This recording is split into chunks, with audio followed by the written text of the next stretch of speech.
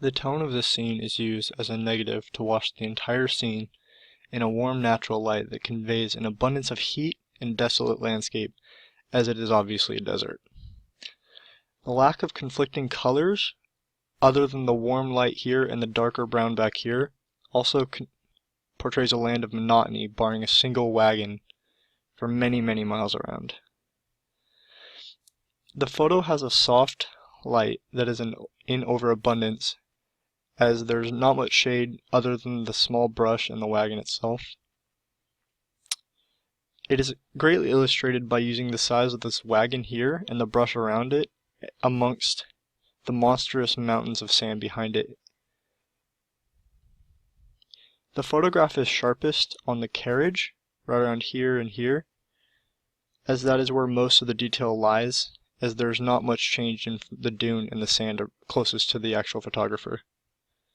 The visual focal point, as I've said, lies on the carriage, but it retains a high depth of field, and the only source of light is from the sun,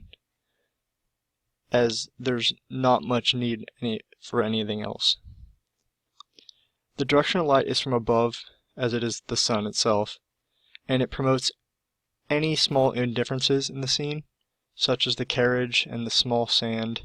and the brush and the mountains behind it, and you can see a smaller brush back here. But the finer detail also means that because the fine detail comes from the shadows, it lacks any color. The light takes the viewer to the carriage, as that is where there's most contrast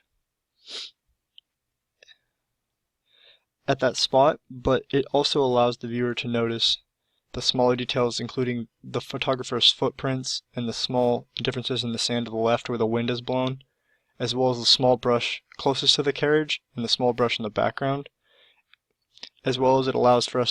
the viewer to try to decide whether or not the background is more dunes or if it's mountains or something larger.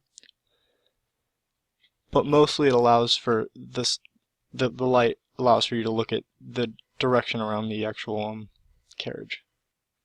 The light hides any smaller indifferences in the dune itself, like the small ridges behind it, as well as it also hides the actual close to the top of the dune, because